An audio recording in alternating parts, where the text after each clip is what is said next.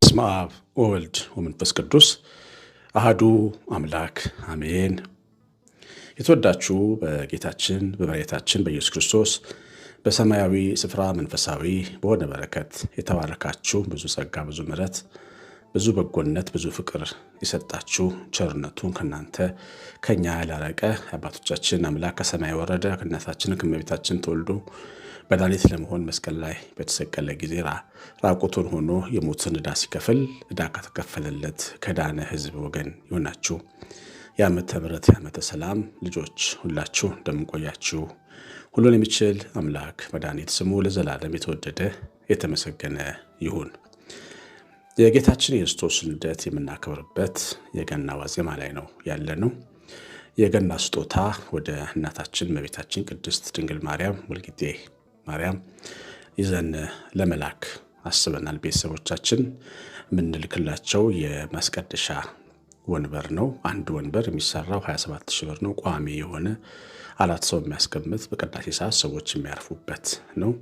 እንግዲህ ገንዘቤ በቤተሰቤ በእኔ ስም ንዋየ ቅድሳት ይሁን ብላችሁ የምትፈልጉ የምታምኑ ይህንን ትልቅ በረከት እንድትካፈሉ ጋብዛለሁ። ስመ ክርስትና ይጻፍበታል። ይህን በማድረግ በረከት ተቀበሉ። እናታችን ጋር ሰብአ ሰገል በእጅ መንሻ ከአማሃ ከእጅ መንሻ ጋር እንዲሄዱ እኛም በእጅ መንሻ በምስጋና እመቤታችንን በማሰብ ይህን በዓል እናከብራለን። እግዚአብሔር ጸጋውን ያበዛላችሁ። 9114138 ስልኬ ላይ ሳውቁኝ አድራሻውን ተወላችኋለሁ። እግዚአብሔር እናንተን ቤታችሁን ይባርክ። ዕንባቆም ትንቢት ምዕራፍ 3 ቁጥር 2 አቤቱ ዝናህን ሰምቼ ፈራሁ። አቤቱ በዓመታት መካከል ሥራህን ፈጽም። በዓመታት መካከል ትታወቅ። በመዓት ጊዜ ምሕረትን አስብ። እግዚአብሔር ከቴማን ቅዱሱም ከፋራን ተራራ ይመጣል። ክብሩም ሰማያትን ከድኗል፣ ምስጋናውም ምድርን ሞልቷል። ጸዳሉም እንደ ብርሃን ነው፣ ጨረር ከእጁ ይወጣል፣ ኃይሉም በዚያ ተሰውሯል። የእግዚአብሔር ቃል በዚህ ትንቢት ላይ ዕንባቆም የተባለው ነቢይ በተናገረው ትንቢት ውስጥ ያስቀመጠው የሰወረው በተለይ አሁን ከምናከብረው የገና በዓልና ዋዜማው ጋር የተገናኘ ሀሳቦች የታጨቁበት ትንቢት ነው። እንግዲህ የሚከፍተው ዝና ያለው አምላክ ዝነኛ አምላክ እንዳለው በመናገር ነው። የእግዚአብሔርን ዝና ገናናነቱን፣ ታዳጊነቱን፣ ኃያልነቱን፣ ሰባሪነቱን፣ አሳላፊነቱን፣ ቀጪነቱን፣ ቀሳፊነቱን ጭምር በመጽሐፍት እና በትናንትና አባቶች ሕይወት ዝናውን በመስማት ተምሯል። እንግዲህ እግዚአብሔርን ዝና እኛም ሁላችን እናውቃለን። ከጥንት ዘመን ጀምሮ ታማኝነቱን፣ ፍቅሩን፣ ደግነቱን፣ ርኅራኄው ደግሞ ኃያልነቱን፣ ፈራጅነቱን፣ ኮናኝነቱን፣ ቀጪነቱን፣ አስተማሪነቱንም ጭምር እናውቃለን። እግዚአብሔርን እንወደዋለን፣ ግን ደግሞ እንፈራዋለን። እግዚአብሔር የመፈራት ዝና ያለው አምላክ ነው። ስሙን ያላፈሩና ያልፈሩ ባሕረ ኤርትራ ስትውጣቸው አይተናል። ስሙን የፈሩ ደግሞ ውሃ ተከፍሎላቸው ሲሻገሩ አይተናል። ስለዚህ እግዚአብሔርን ዝና ሰምተን እሱን በልዕልናው ክብር እናመልከዋለን። ዝናህን ሰምቼ የፈራው አቤቱ በዓመታት መካከል ሥራህን ፈጽም። ትናንት የነበርክ አምላክ፣ ትናንትን የሠራ አምላክ በየዓመቱ ደግሞ ሥራ ማለት ነው። ትናንት የነበሩትን አባቶች እንደረዳ፣ ትናንት የነበሩትን እንዳሻገረ፣ እንደታደገ፣ ከጠላቶቻቸውም እጅ እንደጠበቃቸው ዛሬ ያለነውን እኛንም እየረዳን እየጠበቀን እየታገሰን እየመገበን እያጽናናን እየተሸከመን አለ።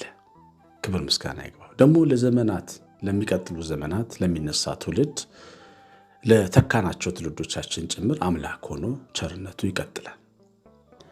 በዓመታት መካከል ስራውን የሚፈጽም ታማኝነቱ የማይጎድል ታዳጊነቱ የማይጎድል ክንዱ የማይዝል አምላክ ነው። በዓመታት መካከል ትታወቅ። ዓመታት ሲያልፉ እግዚአብሔር ግን አትረሳ ማለት ነው። እግዚአብሔር አያልፍም። ክብሩ ዝናው እንዳይረሳ ትውልዱ እግዚአብሔር ማን ነው እንዳይል ምክንያቱም እግዚአብሔር ማን ነው የሚል ትውልድ ምድር ላይ ተነስቶ ነበር። በፈርዖን የተባለው የግብፅ ንጉሥ እረኛው ሙሴ መጥቶ ሲናገረው እግዚአብሔር ማን ነው ብሎታል። ሕዝቤን ልቀቅ ይልሃል ሲለው እግዚአብሔር ማን ነው? እግዚአብሔር ማን ነው የሚል ትውልድ ነበር። እግዚአብሔር ማን ነው እስቲ እናንተ አምላክ ከእጅ ያድናችኋል ሊል የነበረም የአሦራውያን ንጉሥ ነበረ። እነዚህ ሁሉ ሰዎች ግን አልፈዋል። እግዚአብሔር በገናናነቱ በታላቅነቱ በዘመናት መካከል እየታወቀ አሁን ዘመን አለ። በመዓት ጊዜ ምሕረትን አስብ ይላል እግዚአብሔር። መዓቱን በደንብ ያውቃል።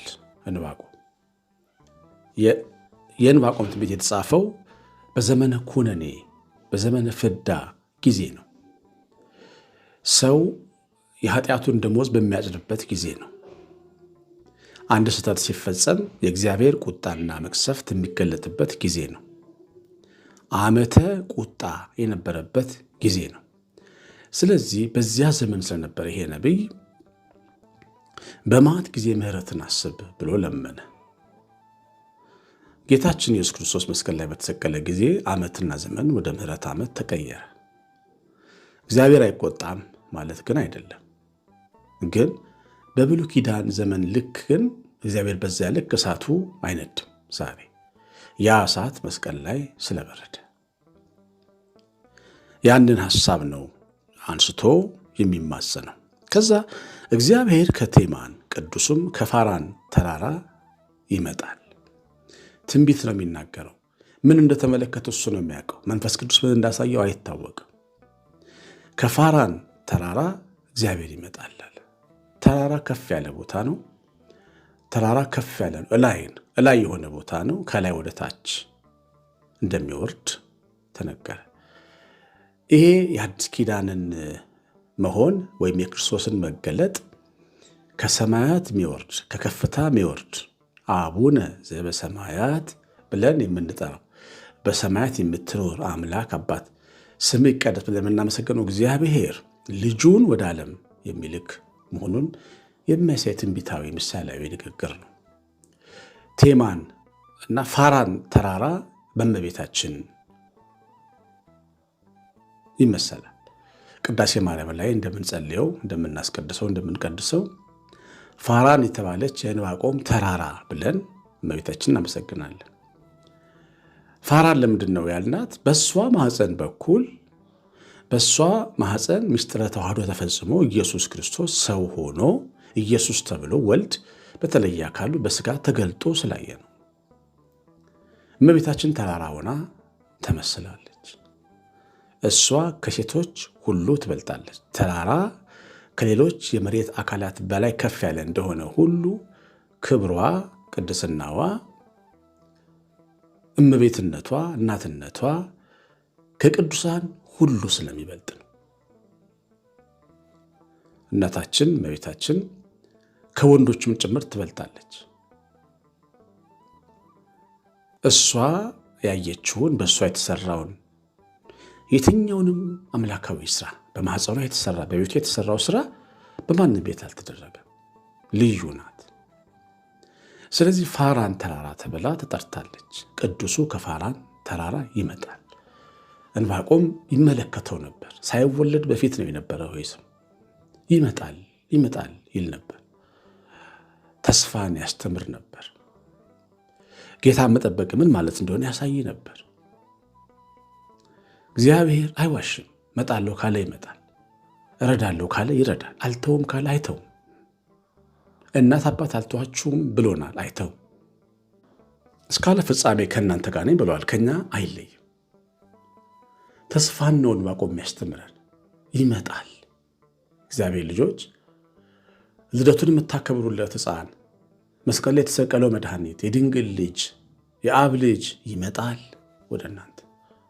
ኢየሱስ ክርስቶስ ይመጣል። ይጎበኛችኋል፣ ያያችኋል። ፊቱን የምትፈልጉ ማዳኑን የምትፈልጉ ፍትሑን የምትፈልጉ ምሕረቱን የምትፈልጉ ትጎበኛላችሁ። ጌታችን መወለዱ የሚያሳየን ይህንን ነው። ቃሉን ፈጻሚ ለአባቶቻችን ለአብርሃምና ለዘሩ የገባውን ኪዳን ፈጻሚ መሆኑን የማይወሽ መሆኑን የማይታበል መሆኑን የሚያሳይ እውነትና የተስፋ ሐሳብ ነው። ቅዱሱ ከፋራን ተራራ ይመጣል እንዳለውም በሥጋ ተገልጧል፣ መጥቷል። ደግሞ ለእኛም ይመጣል። እኛም የምንፈልገው ፊቱን የምንፈልግ ቸርነቱን ምሕረቱን የምንፈልግ ሰዎች ሁሉ እንደምንፈልገው ይመጣል።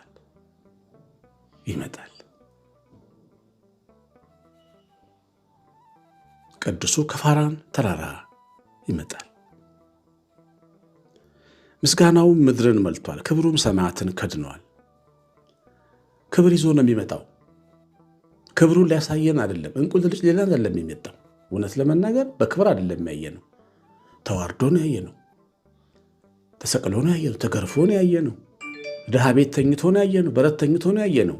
ግን ያንን ተዋርዶ ያንን ዋረድ ተዋርዶ ክብር ግን ሰጥቶናል።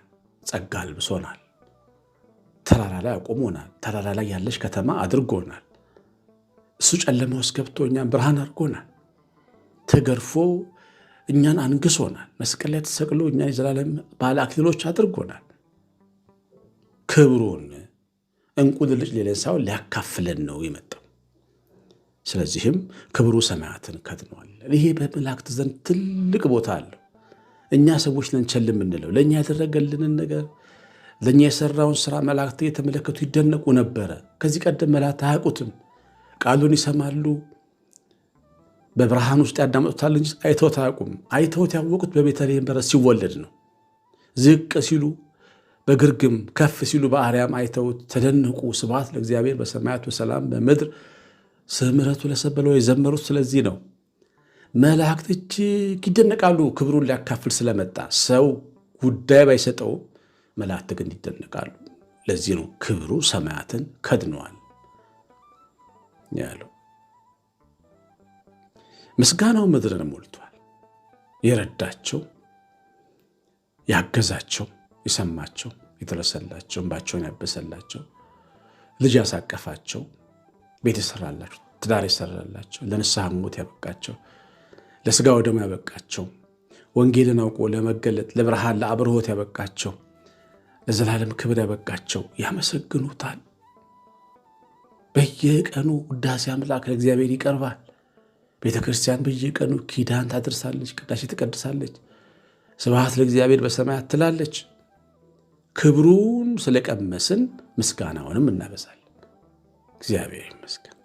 ምስጋናውም ምድርን ሞልቷል። ጸዳሉ እንደ ብርሃን ነው፣ ጨረር ከእጁ ይወጣል።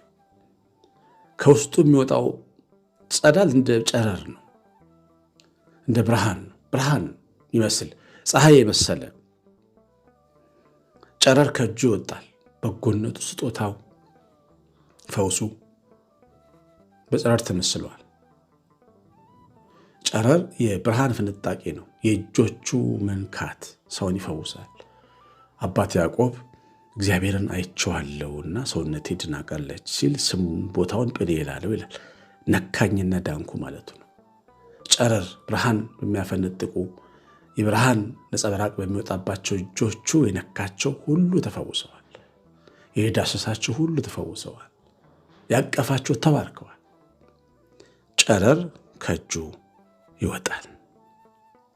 ኃይሉም በዚያ ተሰውሯል።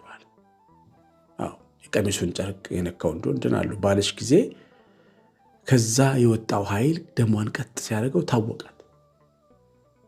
ደምን ቀጥ የሚያደርግ ጭንቀትን የሚያጠፋ ግራ መጋባትን የሚሽር ኃይል እሱ ጋር አለ። የሚወለደው ሕፃን ይሄ ሁሉ ታላቅ በረከት በትከሻው ላይ ያለ ሕፃን ነው። ክብር ምስጋና ይግባው። እግዚአብሔር ልጆች እንግዲህ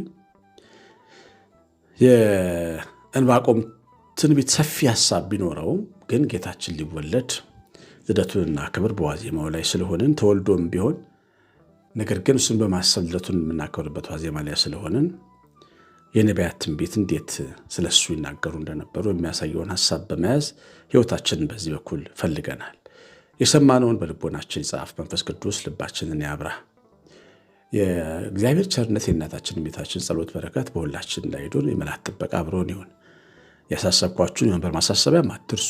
ደግሞም ኮሜንት አርጋችሁና ላይክ አርጋችሁ እንድትወጡ በታላቅ ፍቅር አዛችኋል። ይህ ስታደርጉ ቪዲዮ እንዲታይ ታግዛላችሁ። ቸርነቱን ያብዛልን። ቀሲስ አሸናፊ ገብረማርያም ነኝ። ሰላም